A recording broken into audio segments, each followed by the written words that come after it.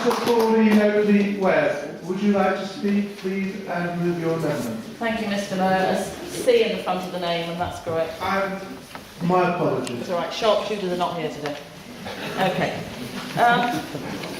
The double-dip recession and the downturn in trade for small traders, both in Barnet and all over London and over the country, here we know has been exacerbated by the total lack of understanding by this council of the necessity to work with traders on a parking policy which encourages more footfall.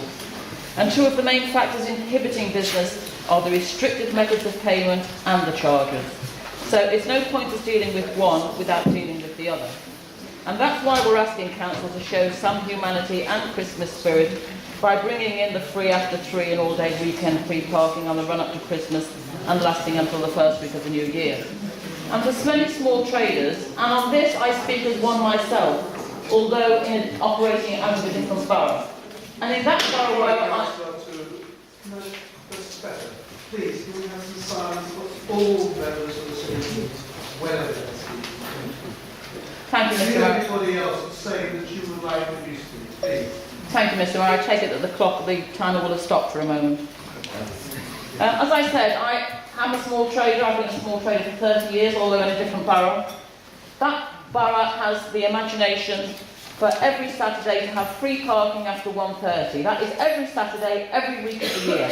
And as a small trader, we rely on that, enabling people to come and having time to actually look around shop and not be watching all the time for whether there's a warden around or whether they've got to feed the meter. So it is possible and it does work. And take into account that small businesses already have to compete in an uneven playing field. You might not know, but while large retail parks offer free or very low charges to park, this undoubtedly drives business away from our high street, but there's the unfairness of the rating system. Think of the large companies in retail parks that virtually have no windows. They're classified as warehouses. They don't pay the same high rates that we pay on the high street. And here in Barnet, we've got at the last count 130 commercial properties owned by this council which are not in use.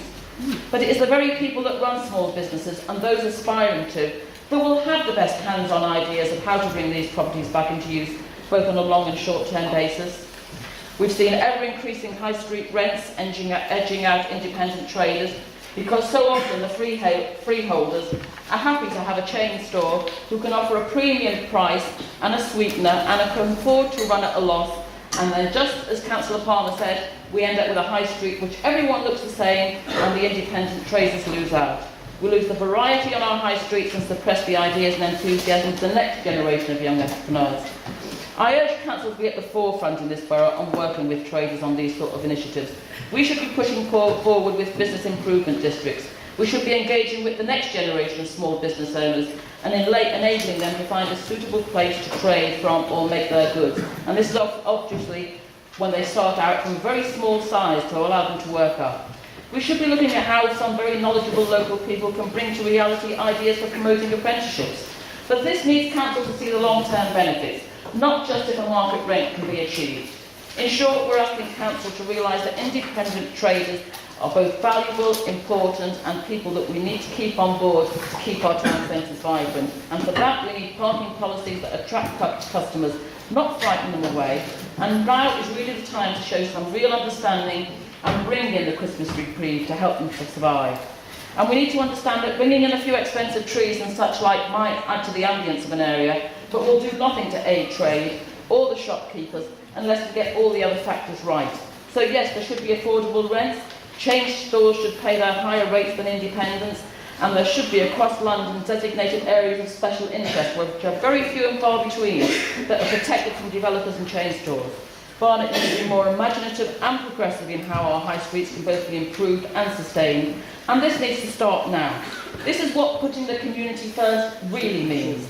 Carrying on with more of the same is not an option. Thank you.